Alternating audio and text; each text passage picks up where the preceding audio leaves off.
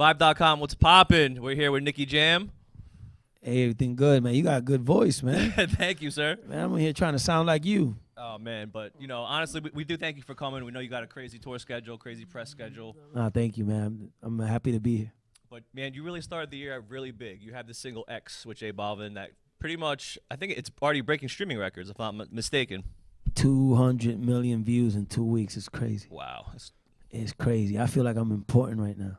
I mean, you are important, man. That's a lot. And I think the dynamic you guys have, it really gets, it's really misunderstood by a lot of people because people got to know you're the big homie, when it comes to you two. You're the big bro. Yeah. I mean, I think is a right combination, you know what I'm saying? It's a Colombian and a Puerto Rican giving love to the world and showing them the love, you know what I'm saying, and with the music, and it's all we got. He came to me with the track, and he's like, yo, Nicky, I want you to listen to this song.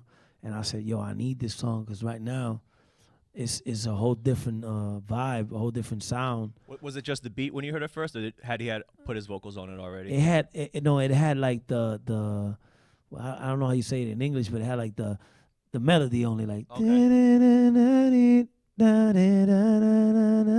So when I heard that, I'm like, okay, I like that. And then when I heard the I said, nah, this is a hit, bro. So literally, like, the beat spoke to you, like, on the spot. It's like, Nicky, you need me. You know what I'm saying? The beat talked to me right there. Said, Nicky, you need me. You know what I'm saying? You got to get out of your comfort zone. And I said, I got to do that. So that's what I did. You know what I'm saying? I recorded the song. And the same day they sent it to me at nighttime, I was already recording the song. And J Balvin laid his vocals like the next day. Automatically, I knew it was a hit. Wow. And, obviously the world does too. And not only, common folk like us, but people like Will Smith that put it on Instagram, praised it. Thank God. I mean, that was crazy because, an icon like that, right now he's really active on social media. Like, he just one day woke up and said, you know what? I'm going to hit on social media. I'm going to go crazy on social media. And that's what he did. And he already got 11 million followers on Instagram. Facts. On his Instagram, and I don't know how, 100 million on his Facebook. So him posting it on his social media even makes a song bigger. Right. And out of that, like I was saying later, I called his manager to say I was, thankful for what Will did to the song and to the post and everything. And out of that, it came out a collab with his son with the song Icon to do with Spanish. With Jaden? Yeah, Jaden. Yeah, that's crazy. That's my boy. We family now. You know what I'm saying? My boy Jaden.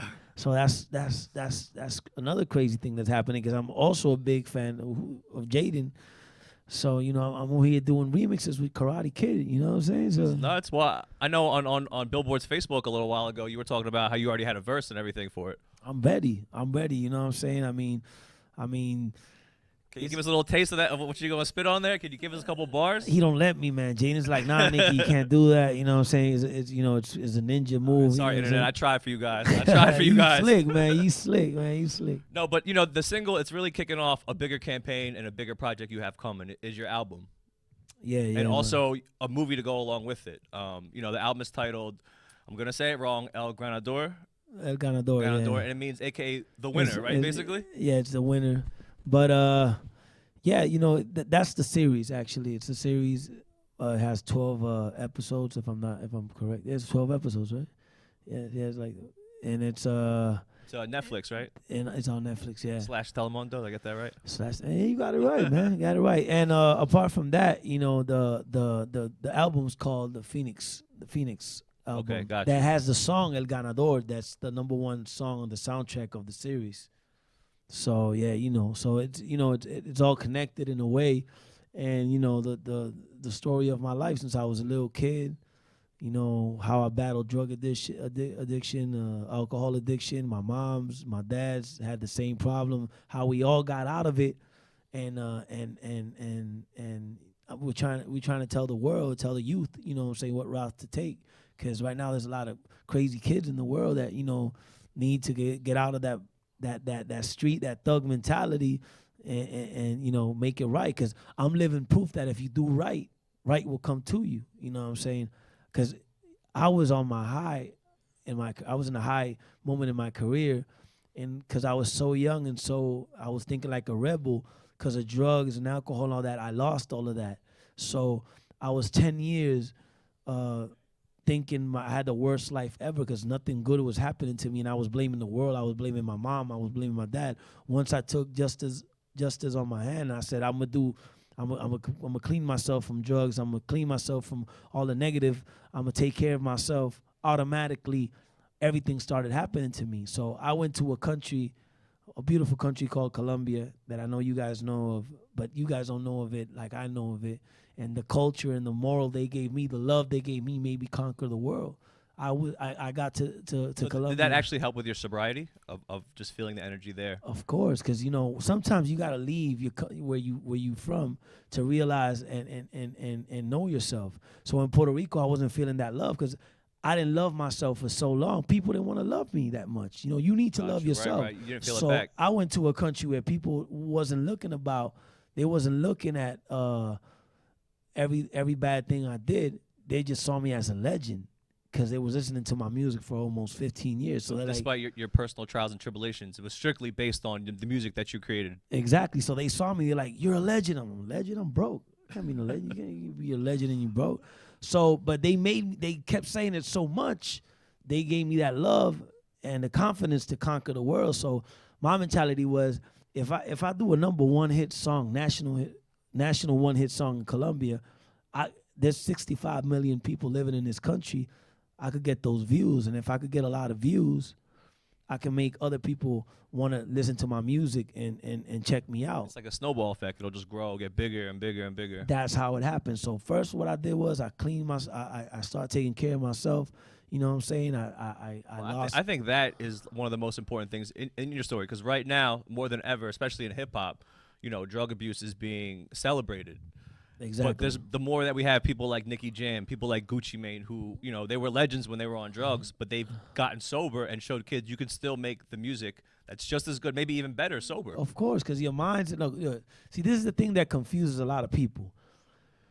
You probably start being like the best singer when you at the beginning, and you get creative in the music while you're doing the drugs you're doing in that moment when you beginning to. It usually starts small too, right? Yeah, Couple joints, a little bit of champagne. So your mind's right, you know what I'm saying, and you getting creative because probably it gives you a little bit of creative. But then when those cells start burning, no more creative. You ain't being creative no more. You're just high in the studio, and you're just high, nothing. and you don't realize you're doing whack music. You don't realize it. You know what I'm saying? Because you're so burned out, you think everything you're doing is good, and then you start blaming the world, you start blaming the producers, you start blaming your mom, you start blaming everybody, you start blaming the city, you start blaming the government. You blame everybody for your own mistakes because your mind's not right.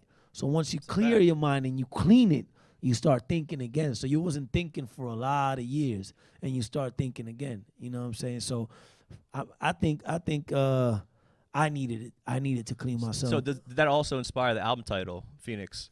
So I know that Fénix is something that people was calling me on the social media, and I didn't know about it. You know what I'm saying? So I started reading about it, and I'm like, oh, wow, this is why they're calling me the Fénix, because I rise under the from the ashes, from back the fire, again. from all that. So I said, okay, this is me.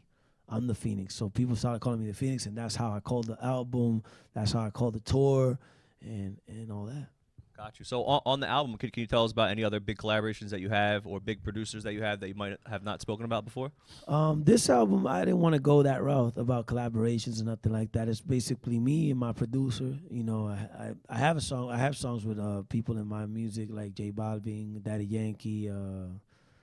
Who else? I know you got some new people in yours, or I know you got other artists. I just met Valentino back here. I know you got a lot of up and coming cats around here. Yeah, we got Valentino, we got Manuel Turizo, a couple of artists that we working from Colombia, and under the record label La Industria Inc. that it's associated with me. It's a collab that I have with my manager. He's the owner of the Industria Inc. But we work together. Yo, I heard they call him Latin Diddy out here.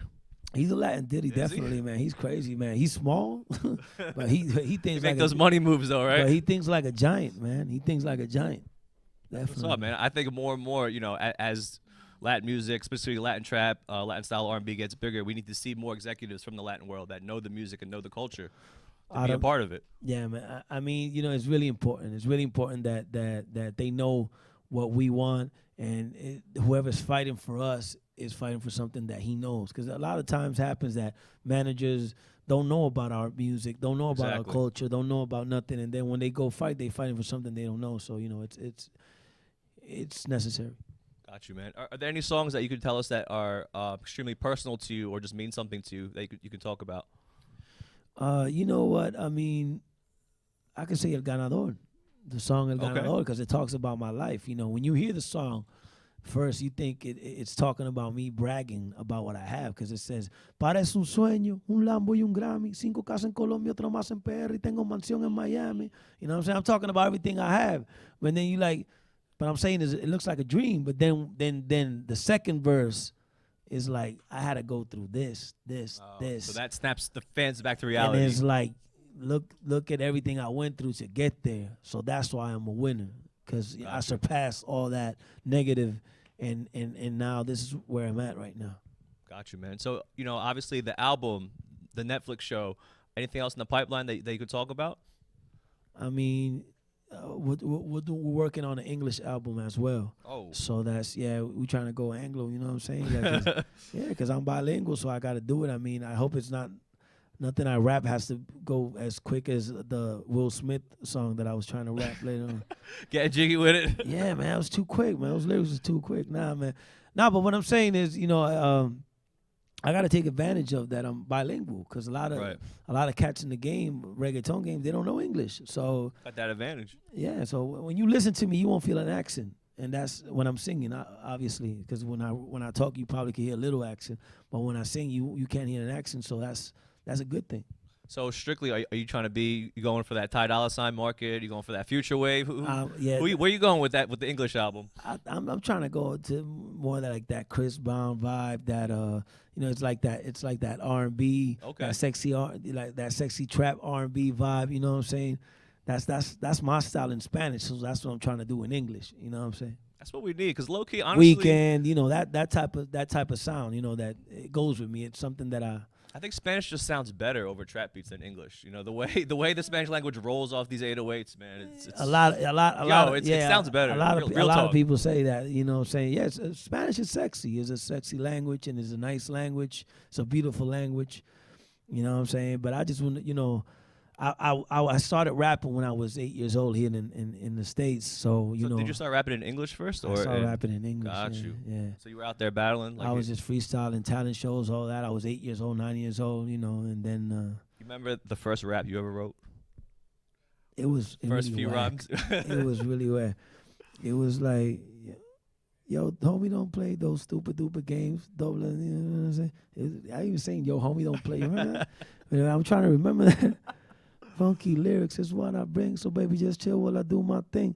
It was crazy. I mean, I was 8 years old. Not bad first rap. I was 8 years old. It was 1991. It was, you know what I'm saying? What was like the first American rap song that grabbed you and made you be like, damn, hip hop's the shit. I love it. The first hip hop song, I think it was Keep Your Head Up from Tupac. Oh, okay. So you came in through Pac, got introduced through Pac. Yeah, that was the song that I said, whoa, I want to be that, because I felt like he was taking care of the hood when he was doing his thing. You know what I'm saying? He was taking care of women. He was taking care of everybody. I felt that leader voice, and I said, I want to do the same thing. That's crazy, so in a way, I'm doing it. You know what I'm saying? With the Ganador series, with the song El Ganador, because I'm taking care of my people. I'm trying to make the youth, get out that bad movement and go the right way. So he was doing it his way. I'm doing it my way. I mean, I think Tupac he was incredible. And to this day, I feel like, his legacy lives on. Oh, my God, he's crazy. He's the best thing that I've ever heard. If you could remake one Tupac song, what would it be? Remake one Tupac song. Wow, that's scary, because he was too much, man. One Tupac song, I could say All Eyes on Me.